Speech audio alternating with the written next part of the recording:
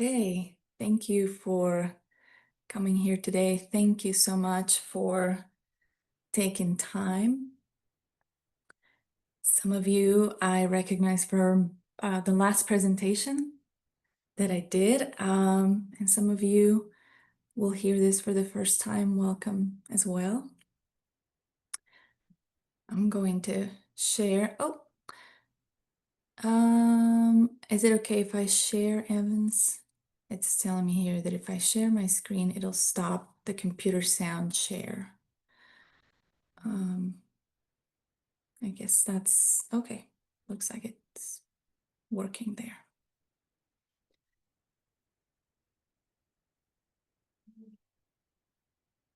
Here we go again. Thank you, Evans. Right. Okay, so today the topic, as you saw in our invitation, is the orders of love.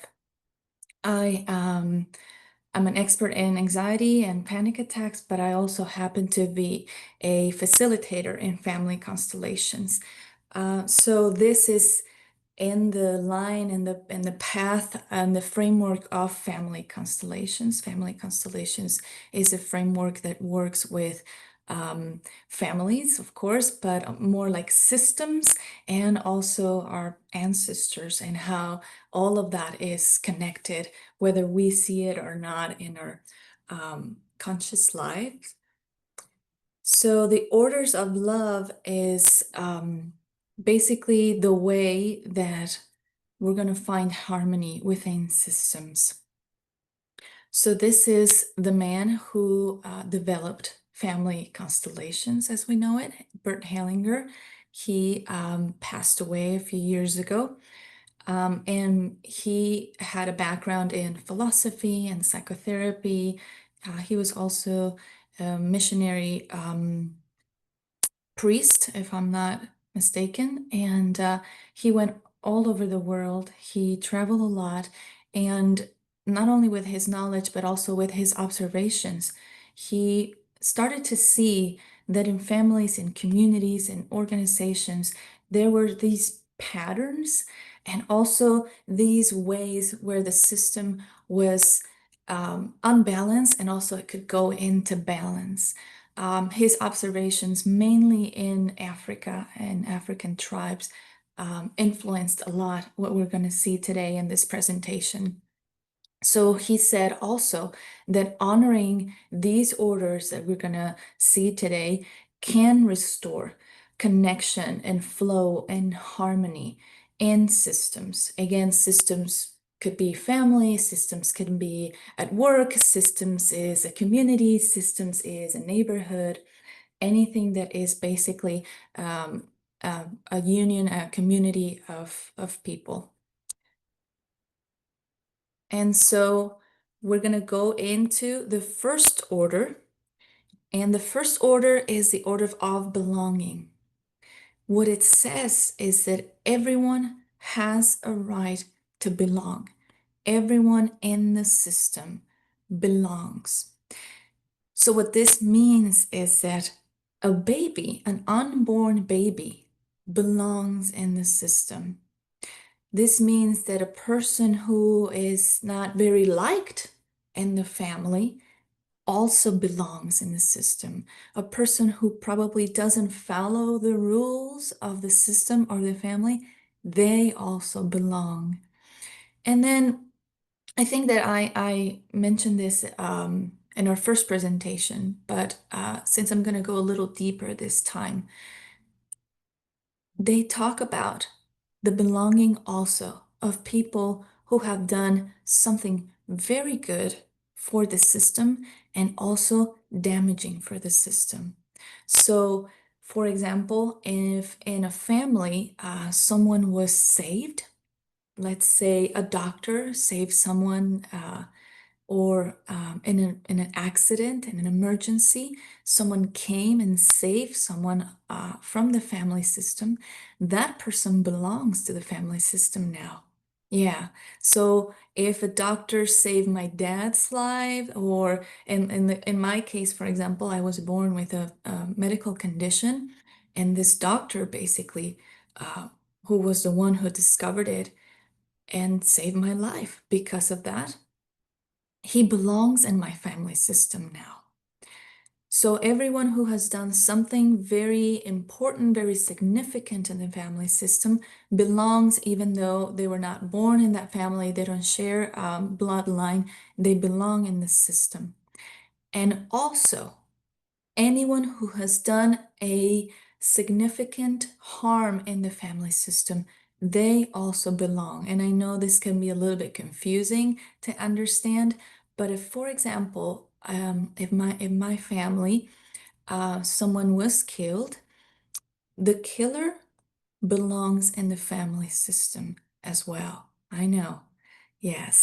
Or if there was something that changed the course of my family, let's say something that had to do with money, with fraud, and that created a significant impact in my family. Let's say that someone who mm, yeah, I don't know, created some sort of problem financially with my parents, and then they lost everything, and that changed completely the direction of my family.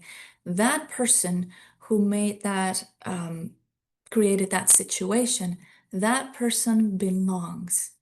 So this is very important because if we don't include everyone in the family system, if we don't include the unborn children, the black sheep of the family, if we don't include the killer, if we don't include the person who um, created a very difficult situation, if we don't include the doctor that saved a life, or the paramedic, or the random person in the road that helped someone in the family, if we don't include them, then the system will start to create situations to include this person. Yeah, so for example, that's the second point here. Exclusion creates tension in the system. So when we don't include someone, we're going to start to see patterns, even disease in the system, which indicates that someone has been left out, and we need to find that person to include them in the family system. What I mean by this is not that I have to go and find the killer or find this person who um, did fraud and change everything and apologize, I mean, ask for forgiveness or forgive this person. It's not about that. This inclusion is an inclusion in your heart. It's an inclusion in your soul. You don't really have to include the person, ask them to come for dinner, but include them in your heart. So for example, and this is a real example in my life, I found the doctor who did the surgery, the operation on me, that was 30 something years ago. I found him, and I wrote on a letter, an email, and I said, "You were the doctor who saved my life. You were the doctor who changed my life. And I just want to thank you for that." Even if he were to pass away and I found him after the fact, I can also include this person in my heart and in my family system. So again, it's just a symbolic gesture. It doesn't have to be a physical gesture of bringing the person into our lives. Even those who harm, even those who were forgotten, they belong in the system. And if not, then the system will start to basically um, create symptoms to let us know that someone needs to be included. So now we're going to move into the second order, and that is the order of hierarchy. What it says is there is a natural order in systems. And what we mean by hierarchy, it's not in the way that we know it in, for example, patriarchy or other types of systems and beliefs. It's more about the order in which people come into the system. That is the hierarchy. So, for example, in a family, and as you can see here in the shoes, and that's why I love this image for this slide, it's because you see that the mother and the father arrive first in the system, then the eldest child, then the middle child, and then the youngest child. And that is the hierarchy order. The parents come first into the system before the children come normally. And also, the order in which the kids come into the system matters. It matters because it has a different energy, not because one is going to have more power over the other. It's just the energy and the position where that person is in the system matters. It has a different energy. It has a different type of sometimes burdens, right? If you are the eldest child, which I am, it just feels different. It feels different. My role in the family feels different. And we can see this not only in families, we see this in companies, we see this in communities, we see this in, like I said, every system really has an order in which people come into the system. So, for example, here, and the second point says, those who come earlier have precedence. Again, not power. We're talking about precedence in the sense that, for example, in a company, if I am just joining a company and there are people who have been there longer, and all of a sudden I get a promotion and I've been there just for a month. I just joined the company a month ago, and all of a sudden I get a promotion. What do you think the other employees are going to think and say? They're probably going to say, well, I was here way longer. I've been here working 3 years. How come she gets a promotion if I've been here longer in the company? That's what I mean by precedence, and that's what I mean with the order and the hierarchy matter. They matter. So it would be more appropriate to give the promotion or a better position to an employee who has been longer in the company than to someone who just joined the company.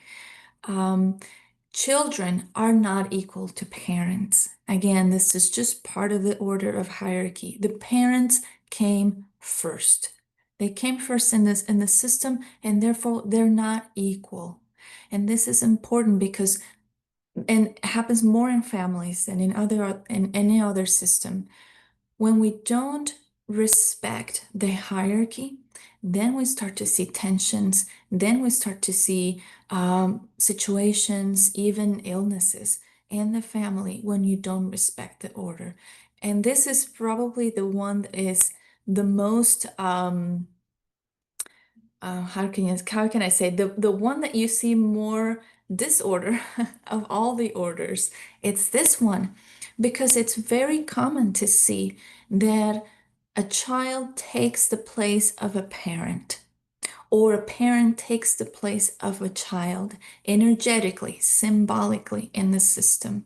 So in my life, in my own experience, when my dad left, I took his place in the family system unconsciously. It wasn't something that I thought about. It was just something that I did because I felt that there was this void, this space, this empty space in the system. No one was filling that role. And so I, as the eldest child, I was only 11, I took that place. And then I started behaving a lot like my dad used to. And I started taking a lot of the burdens that my dad had in the family. And I was only 11 years old. So you can see how when we don't respect the hierarchy, there can be some problems. There can be even some illnesses because I could be very stressed as a child taking all of the responsibilities that my dad left. And we see this very, very commonly also with the children, when sometimes the middle child behaves more like the eldest, or the eldest behaves more like the baby of the house, or the baby of the house has more qualities of the middle child or the eldest child. And when we see this, there's going to be something happening in the system that's going to call for harmony and order again.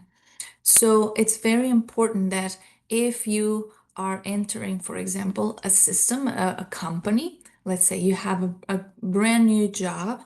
Even if your boss is younger than you, that person comes first. That is their place. They came first in the company, even though they're younger. And so that sometimes creates those unbalances that I was talking about, because it's like, whoa, but I'm older, but this person was here first. This is confusing. So it's not about age, it's about who came first into the system. Let's go into another example with families. And this is very common. Let's say again, the dad or the mom leaves the system. They decide to divorce or they leave or for whatever reason. And then the parent who's left decides to remarry. And so they bring another husband, they bring another wife. That husband, that wife comes last. I know, they're coming last. They're the last addition to that family system, and they need to know that, and they need to respect that. Meaning, they need to respect and honor. And I know this is going to sound a little bit crazy, but they need to respect and honor the first wife or the first husband. They were there first. Yes. And when they don't do that and they try to get themselves into that place, in that position, in that role, guess what's going to happen? Probably the children are going to say, "You're not my dad. You're not my mom. What are you doing?" And that creates tensions and that creates a little bit of rejection because that person is taking a place that they don't belong to. Remember, everyone belongs in the family system. Everyone belongs, even if they're not there physically, they belong. So, this new husband, this new wife, they need to understand that yes, even though they're adults and they're children in the house, they come last. The children have precedence. They were there first. So there's got to be this balance between respect of the new addition in the family, and they're older and they do have to set boundaries also for the children, but they also need to respect and honor that the children were there first and that there was a previous husband and a previous wife, however that is. If there was two or three ex-husbands before me or ex-wives before me, I need to know that I come last after all of them. I am the third wife. I am the third husband. I am the current wife, yes, but I'm third after all the other wives that came before me. When we respect and we honor the place in which every single person in the system, in the family came, there's going to be more harmony in the system. I see we have a question on the chat. What if this last person really has low self-esteem issues, really feels like they are last and don't have a stake like others in family setup? And this creates problems for the person because they don't feel like they can take up space in the hierarchy. Does that make sense? Yes, it makes a lot of sense.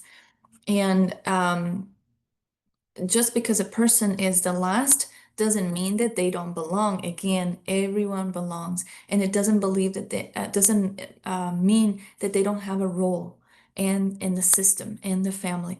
Everyone has a role. Everyone has um, everyone has their place. Everyone has an important thing that they do in the system, whether it's a company, whether it's the family, the community. So whether the last person or the first person or the middle person, they're all equally important. They equally belong. They just have different roles, different places, so to speak, energetically in the system. So if you are the last person, doesn't mean that you have less rights, or doesn't mean that what you do doesn't matter, or that you're like despair. No, it means that you came last. That's the only thing that means. And you have to respect and honor those who came before you. So when this is disrespected, I'm gonna just spotlight myself for everyone here. When this is disrespected, then we see people like, say, the baby of the family or the new person in the company, and they come and they say, no, I'm going to take over, that creates a disruption in the system. And we see it sometimes when the youngest of the family, they try to overpower the parents. They try to overpower the owner of the company. They try to overpower the leader, the leader of a movement. And then everyone is like, what are you doing? You're disrespecting this leader. You're disrespecting your parents. You're disrespecting the boss. You're not the boss. This is the boss. You're not the parent in this family. I am the parent of this family. And this is very common, especially in families. When you see someone and then we call them things like brat. This is a brat. They're disrespecting their parents.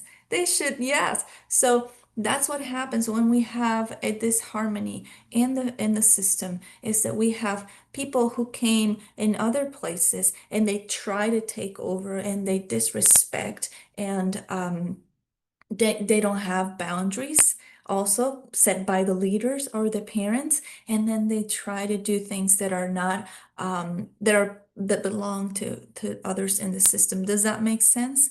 So if you have self-esteem, if you have a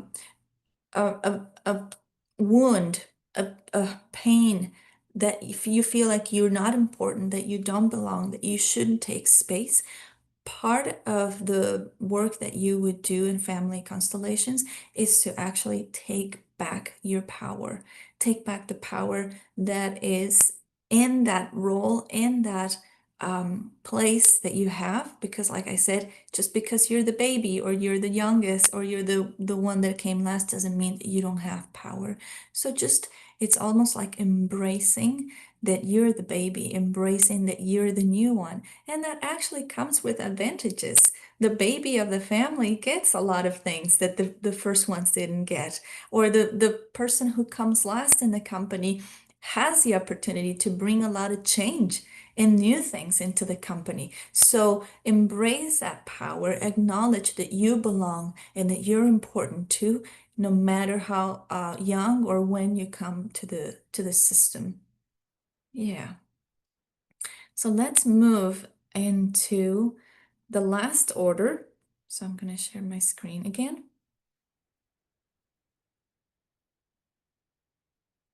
Here we go. This is the order of giving and receiving. Balance is essential, always. And we're talking, this is an energetic thing as well. Healthy relationships flow with mutual exchange.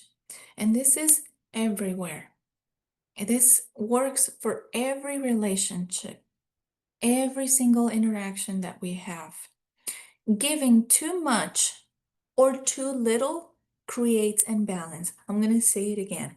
Giving too much or too little creates imbalance.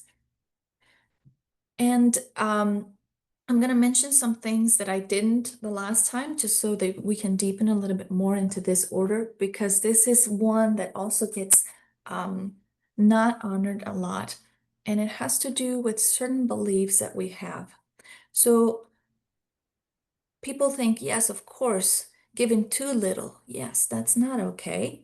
You know, if for example, someone gives you something as a gift and you only give them back a little, I don't know, a little something that it's, not even very significant, of course that person is going to feel bad and disrespected. That is the example that we know more, right? It's like, well, if you give too little, that's not okay. If we all are bringing, let's say for this dinner party, we're all bringing something to eat, we're all bringing something to share, and everyone brings this beautiful dish, and then this person only brings, three cookies. That doesn't look right. That doesn't feel right. I think we're familiar with this. But giving too much also creates imbalance.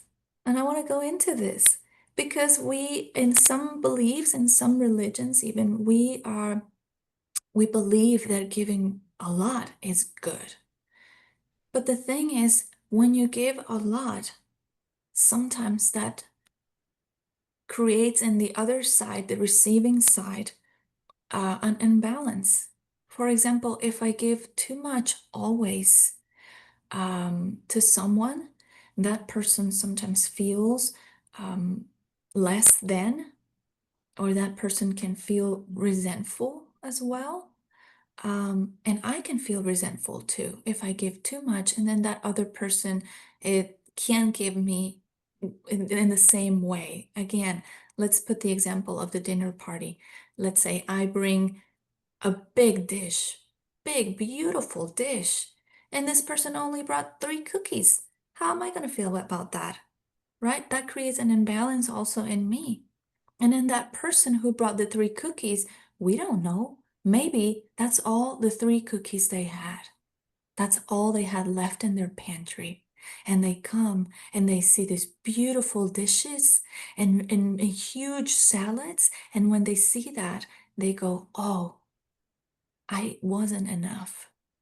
I couldn't bring enough. And so they feel bad about themselves. So this is why, and I know it's a little hard. It took me a while to understand this order because I thought, oh no, always giving more, always giving a lot is good. But then I thought, what if this person only could bring 3 cookies to the table? And then they're going to feel bad about that because they couldn't bring a huge salad. So maybe the next time we'll say, let's all bring 3 cookies. Then we're all equal and we're all share 3 cookies. And then that person feels like they're at the same level with everyone. I hope that makes sense. We can share more examples if that feels okay. But I've also been in situations in my life where I've been blessed to be around people who are very wealthy and they want to share their wealth with everyone. And that creates sometimes in those people this sense of like, I'm less than, or even jealousy when they share their blessings um, abundantly, like even too much, then the other people don't feel as well. And then also, they don't feel well about themselves, but they don't feel also well with the fact that they will never be able to return in the same amount, right? So if I have, for example, a friend who's a millionaire, and this person gives me all this money and all these presents, I won't be able to return in the same way, right? Because I'm not a millionaire. So that creates an unbalance, right? So it's not about dimming your light, and it's not about saying, well, if I'm a millionaire, I shouldn't give a lot because then I'm going to make other people feel bad. It's not about that either. It's about just trying to be a little bit more balanced and trying to be in the same level, everyone together. So if I overwhelm someone with gifts and that person is not in a position to give me back in any way, that creates an imbalance. Now, again, it's not about money always. I see the questions coming in. I'm going to stop in a minute to answer. I'm not saying this is about money either, because someone can come and give me all these gifts and all this money, but I am able to provide care for them. I can be there for their children. So in a way, I'm giving back. And that feels okay. It's like, okay, you can't give me money, but you can help this way. And so then the order is restored, the balance is restored.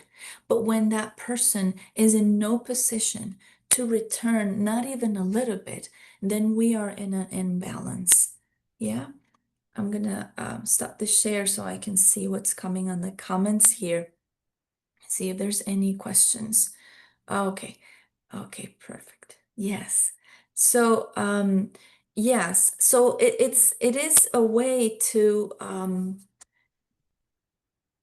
create this imbalance when I give too much, when I give too little. So it's important that there's always a giving and a receiving. I'm going to share about, for example, my experience in my professional life. I used to give sessions for free as a um, as a psychotherapist, I used to give sessions for free. And you know what? Those people wouldn't come back. Very interestingly, they wouldn't come back. They would come from one session and then they wouldn't come back. And that's because that creates that imbalance. That person felt like they couldn't give anything back to me. And so they choose not to come back because it was too much for them to receive and not to give me back. So I started saying, how about you give me something? Even if it's $5, if you have $5, just give me $5. If you have oranges at home, bring me the oranges, right? And then that way, see how there's a flow of giving and receiving? Yeah. And if people say, well, I can't pay you, but I can bring you a pie, I would say, yes, bring me the pie. And then there's the flow again. Instead of just saying, I'm going to give you this, you don't have to give me anything back. That makes that person feel bad sometimes. And then either they will take advantage of me or they won't come at all, or they won't value what I'm doing for them because it's free. So when I'm talking about giving and receiving, again, it's not all about money. It's an energetic exchange. There has to be some sort of energetic exchange always, even if it's just, I'm bringing you this orange. This is all I have, and I'm bringing an orange because you're helping me with this. That is something. That's something. Yeah. And there are a few moments where you can never, ever balance or restore the order. And this is important. I didn't mention it the last time I did this presentation. And that is with parents and someone who saves your life. So, for example, children and parents will always be in this harmony for this order. I'm saying it again. Parents and children will always be in this order and this, because children will never be able to repay the gift of life, ever. There is no way. There is no price. I couldn't come to my mom and say to her, here's 20 million because you gave birth to me. There is no price, right? And so we as children have to live knowing that we will never be able to repay our parents for life. And so what Bert Hellinger says here is that, okay, you accept that fact. What you can do instead is say, and I know that the parents here will probably agree with me when I say this, the way you repay your parents is by living a successful, happy, abundant life. And I see some people nodding here. That is the way you pay quotes, right? There is no way you can pay back. The only way is living a successful, happy, abundant life. And most parents will say, yes, that is enough for me. That's enough. That's all I want, right? Same with someone who saved your life. You can never pay that person. Even if you pay them 20 million every year, how much a life cost? There's no price on life. So instead of giving them, and you can give them money if you want, or you can give them presents, or you can bake them pies every day, the way we repay these people is by living our lives. So this doctor that I was saying in the beginning, who performed the surgery, diagnosed me, found what I had, and saved my life. The way I can pay him back, in a way, is by living my life, enjoying my life, taking care of my life. Because he spent 14 hours in a surgery trying to save me. And if I don't take care of my body, what would he think? Oh, wow, she just wasted those hours and the energy that I spent. Instead, if I take care of my body and I make my life a success, and I use my life for good, he will feel like what he did was also worth it. Does that make sense? So we will have always imbalances. There will always be moments in those situations where we will never be able to repay, but there are ways to balance it in somehow, right? Other than those examples that I just said, about, someone who saved your life or your parents, and you will never be able to repay, or someone who changed your life dramatically. Let's say someone just gave you their inheritance, made you a millionaire, changed your life completely. You will never be able to repay that person. Other than those examples, the rest, it's important that there's always a balance between giving and receiving. Always. The moment that goes um, not balanced, the moment that goes either I gave a lot or I gave too little, we need to see how we can, in a way, balance again. And it's not about money. It can be also with acts of service. It can be also with a gift. It can be also with my time, my quality time. It can be also with a favor. It can be also by praying. It can be also, there's all kinds of ways that you can balance between giving and receiving. Okay, I know we're a little past the hour. Just want to make sure that I've answered all of your questions and also open the space in case you have any questions or comments about the three orders, the belonging, the hierarchy, and the order of giving and receiving. I do see here in the chat, but I think I answered a little bit of this already. Someone asks also, like, what about in a company when you have experience of expertise and someone who's coming, who's new, and they actually have the skills, expertise, and someone who's been there for longer, they're not meeting their goals, they're not doing what they're supposed to do, and this person has to audit this older person in the company or the person who's been there longer. That can certainly happen, but with a lot of respect and honor. So if I come as a new employee and my job is to audit people who have been there for longer, and there's one person that hasn't been doing their job, or they're not meeting their goals, there is a way for me to do my job and to do what I need to do as an auditor and tell this person, this needs to change, but I can do it if I respect and I honor this person before. And I can do that in my heart. Again, you don't need to do anything really with the person. In your heart, if you give that person that place, if you know in your heart that this person came first, therefore they deserve respect, and I honor that this person came first, then I can do my job in it, even if that is telling this person, you need to do this differently, or we're not gonna have you here anymore. We're going in a different direction. That can happen, but it can happen in a very respectful way and honoring that this person has more experience in this company than me. Even if my experience is in another field, it is true that this person has more experience than me in this company. Okay, let me see if there's any more comments or questions. Exactly, yeah, with respect, with dignity, honor is very important. And it happens a lot that young people, especially in the later generations, or in some cultures, the younger generation, they don't know how to respect and honor their elders and the people who came before them. And there are other cultures that um, it's very important to honor those who came before us.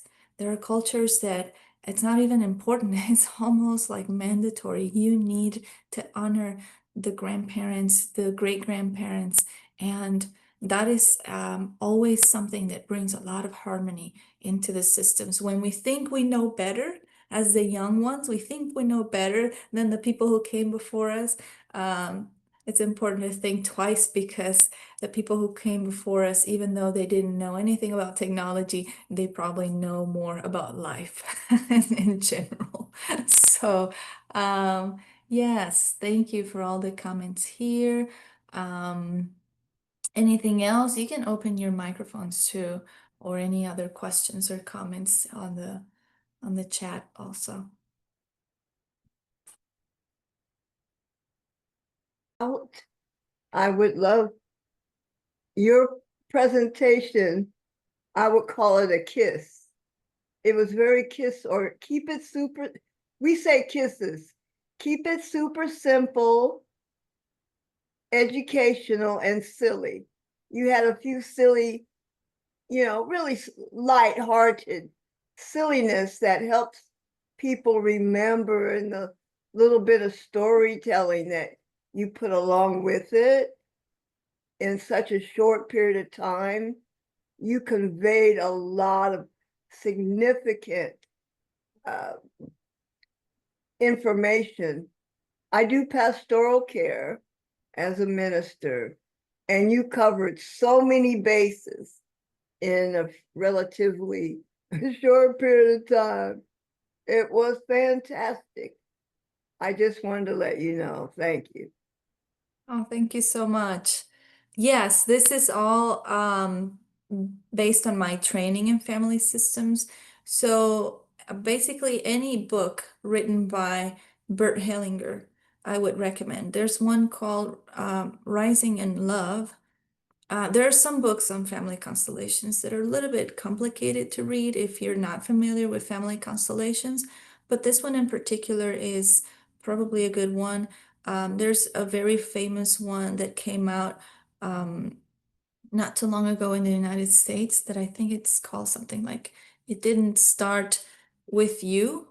And that one is also a very good one that introduces you to the concepts of family constellations.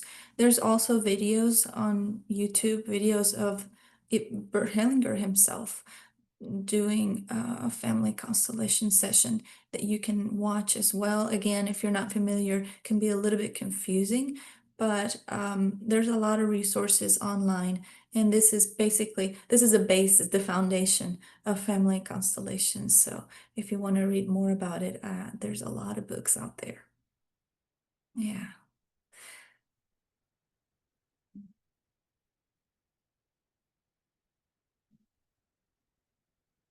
Any comments, questions? If everyone Sylvia, was so clear, yeah. Hey, may I go? I'd yes. like to just say a huge big thank you.